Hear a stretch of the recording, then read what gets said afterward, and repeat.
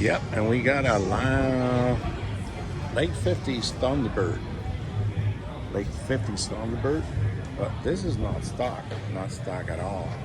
Got a bunch of fiberglass parts. Seems that all this front clip, fiberglass. We got a racing engine with a blower.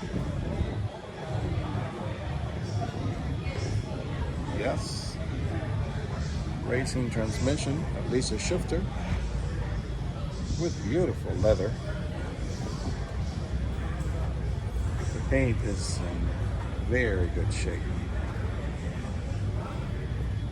You may see this from a distance, you think Grandpa is, on a Sunday cruise.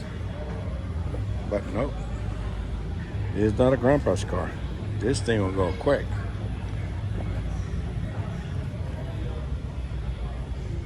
Yeah, love it.